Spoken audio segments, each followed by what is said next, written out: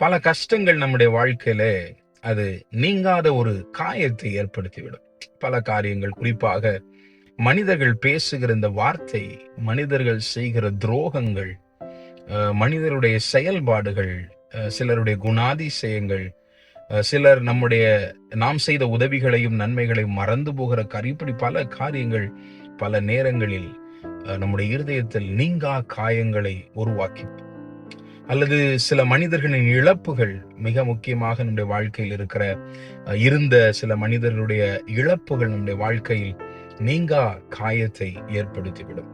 இந்த நீங்கா காயம், நாம் பல நேரங்களில் அது சில மனிதர்கள் அந்த காயத்தை மறுபடியும் மறுபடியும் குத்தி பெரிய காயத்தாய் மாற்றுகிற, பெரிய காயமாய் மாற்றுகிற குணாதிசயங்களை உடையவர்கள்.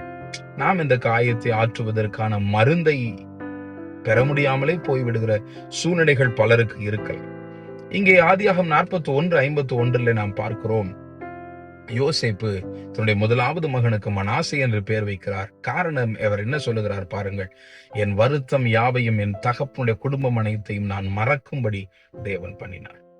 பிரியமான தேவனுடைய பிள்ளைகளே, உங்களுடைய வாழ்க்கையில எவ்வளவு பெரிய கஷ்டம் நடந்திருந்தாலும், எவ்வளவு பெரிய வேதனை வந்திருந்தாலும், எவ்வளவு பெரிய காயம் உங்களுடைய இருதயத்தில் ஏற்பட்டிருந்தாலும், அதை நீங்கள் மறக்கும்படி செய்யத்தக்க ஒரு தேவன் இருக்கிறார்.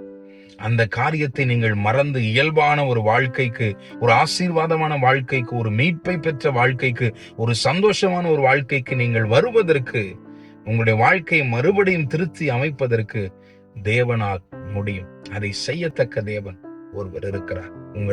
நீங்கள் அடைந்த காயத்தை மறக்க பண்ணுகிற தேவனோடு